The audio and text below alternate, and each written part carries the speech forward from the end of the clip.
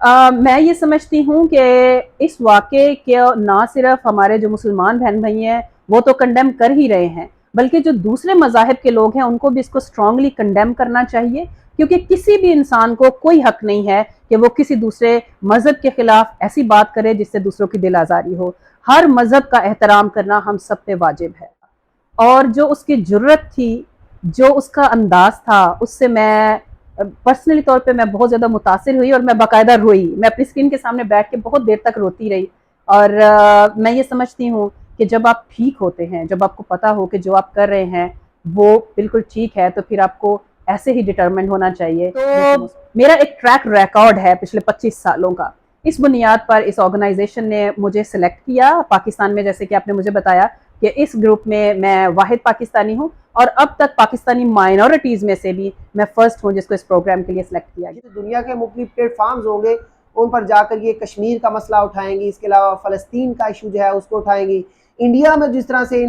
मैं समझता हूँ इंसानी हुकूक की खिलाफ वर्जियाँ की जा रही हैं, ये वो बहुत ज़्यादा कंडेम कर रही हैं। हाल ही में जो पैगम्बर इस्लाम की जो तौहीन रसालत का वाक़या हुआ, उस पर भी सख्ती से इन्होंने मजम्मत की है। और इसके अलावा जो एक निहत्ती खातून मुख्तलिफ मर्दों के दरमियान अल्लाह अकबर के नारे लगा रही थी, तो इन्होंने बताया कि ज़ाती तौर पर ये जज्बाती हुई, उनके आंसू भी निकले इस चीज़ पर, चूँकि ख़वातीन जो हैं वो ज़ाहिर है सिनफ़ नाज़ुक उनको कहा जाता है। अस्सलाम वालेकुम, आप देख रहे हैं उर्दू साइट और मैं हूँ ज़ीशान खोखर।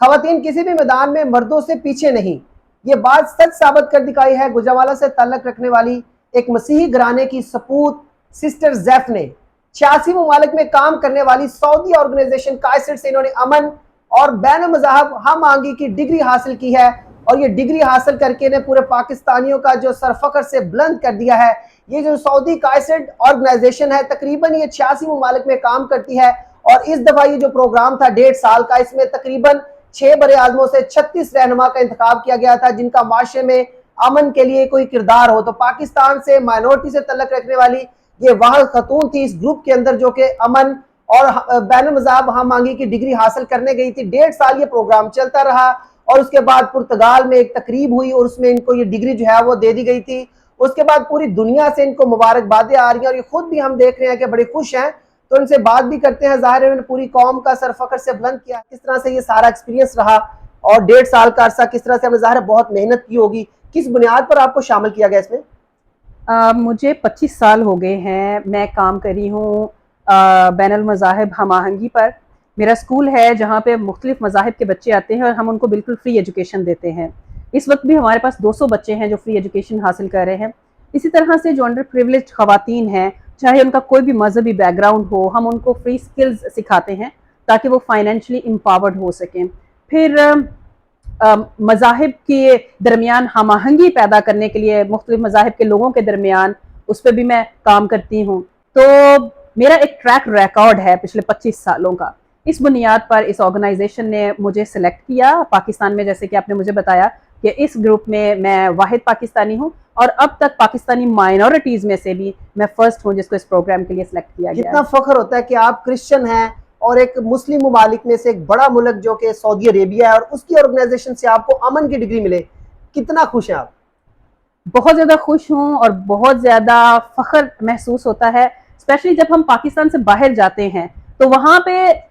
ये नहीं है कि किसी का मजहब क्या है, वहाँ पे ये देखा जाता है कि कौन बंदा किस मुल्क से ताल्लुक़ रखता है। तो मेरे लिए फ़ख्र की बात यह है कि मैंने 1.5 साल तक पाकिस्तान को रिप्रेजेंट किया है और कामयाबी के साथ मैंने किया है, और अब मैं फ़ख्र से कह सकती हूँ कि मैं कायसीड ग्रेजुएट हूँ और अब पाकिस्तान के लिए मैं दुनिया के बड़े से बड़े जो प्लेटफॉर्म्स हैं वहाँ पे बोल सकती हूँ। ये आपने हम बात की, तो अब ज़ाहिर आप एक तरह की एम्बेसडर हैं, अमन की एम्बेसडर हैं आप। तो ये बताएं कि कश्मीर इशू चल रहा है हमारे पाकिस्तान का, इसी तरह पैलेस्टाइन में जो लोगों के साथ हो रहा है वो इशू चल रहा है, अफगानिस्तान में बहुत से इशूज़ हैं, तो इन इशूज़ पर आप खुल के बात कर सकेगी। अब तो क्या पहला आपका एजेंडा होगा?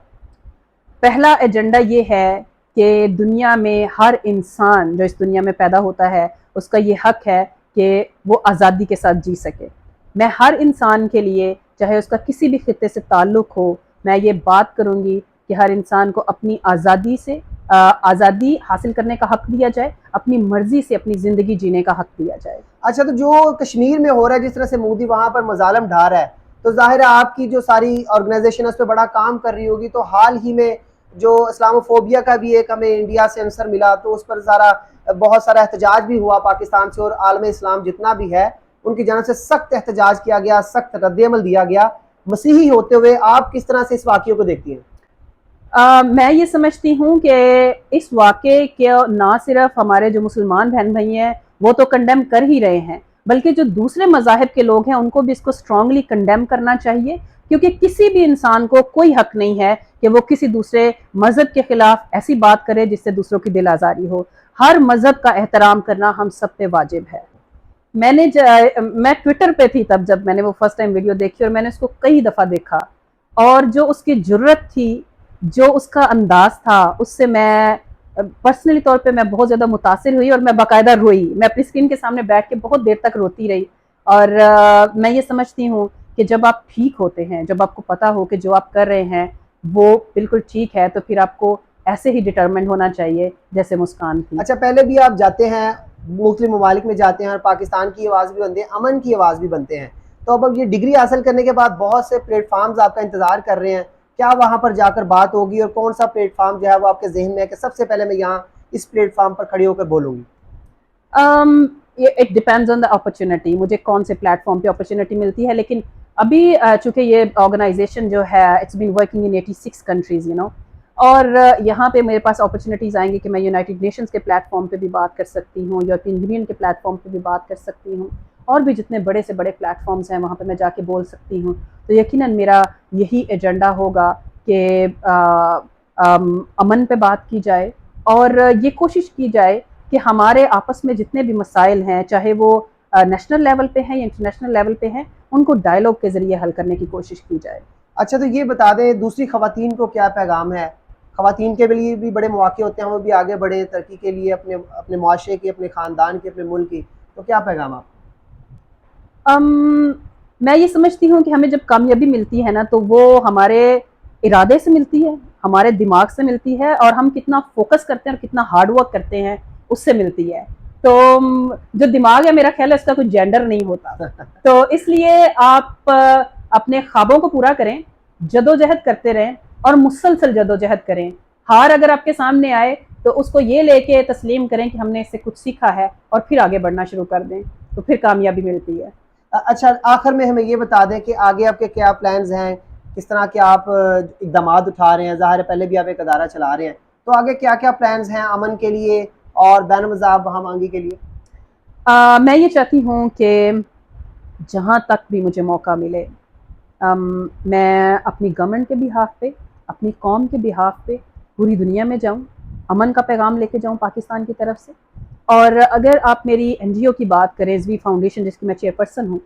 تو میں یہ چاہتی ہوں کہ ہم زیادہ سے زیادہ جو بچے ہیں ان کو تعلیم دیں، کیونکہ پاکستان میں تعلیم کی شرح جو ہے اسپیشلی اگر گرلز کی بات کی جائے تو بہت کم ہے۔ پھر میں وومن امپاورمنٹ پہ کام کر رہی ہوں اور زیادہ کرنا چاہتی ہوں۔ بالکل، آپ نے بڑی ہی خوبصورت گفتگو سنی جو کہ دل کو موہ لیتی ہے، اسپیشلی انہوں نے بات کی خواتین کی بااختیار ہونے کی، خود مختار ہونے کی، وومن امپاورمنٹ کی، اس کے علاوہ تعلیم کی انہوں نے بات کی ہے، تو آپ نے ساری باتیں سنی ہیں۔ اس میں اسپیشلی جب یہ ڈگری مل چکی ہے تو خاصی ہمیں پرعزم نظر آئی ہیں، ان کی جانب سے یہی کہا گیا ہے کہ جو دنیا کے مختلف پلیٹ فارمز ہوں گے ان پر جا کر یہ کشمیر کا مسئلہ اٹھائیں گی، اس کے علاوہ فلسطین کا ایشو جو ہے اس کو اٹھائیں گی، انڈیا میں جس طرح سے میں سمجھتا ہوں انسانی حقوق کی خلاف ورزیاں کی جا رہی ہیں، یہ وہ بہت زیادہ کنڈیم کری ہیں۔ حال ہی میں جو پیغمبر اسلام کی جو توہین رسالت کا واقعہ ہوا اس پر بھی سختی سے انہوں نے مذمت کی ہے، اور اس کے علاوہ جو ایک نہتی خاتون مختلف مردوں کے درمیان اللہ اکبر کے نعرے لگا رہی تھی، تو انہوں نے بتایا کہ ذاتی طور پر یہ جذباتی ہوئی، ان کے آنسو بھی نکلے اس چیز پر، چونکہ خواتین جو ہیں وہ ظاہر ہے صنف نازک ان کو کہا جاتا ہے، اور مرد جو ہے اس طرح سے ان کو ہراس کرے تو ظاہر ہے پریشان بھی ہوتی ہیں۔ تو یہ پوری ویڈیو کا ہمارا دار و مدار تھا ہماری سسٹر زیف پر تھا، جنہوں نے امن اور بین المذاہب کی 86 ممالک میں کام کرنے والی کائسڈ آرگنائزیشن سے ڈگری حاصل کی ہے۔ بہت سے ان کے عزم ہیں کہ امن کے لیے پوری دنیا بھر جائیں گی اور بہت سارے کام کریں گی۔ بہت شکریہ۔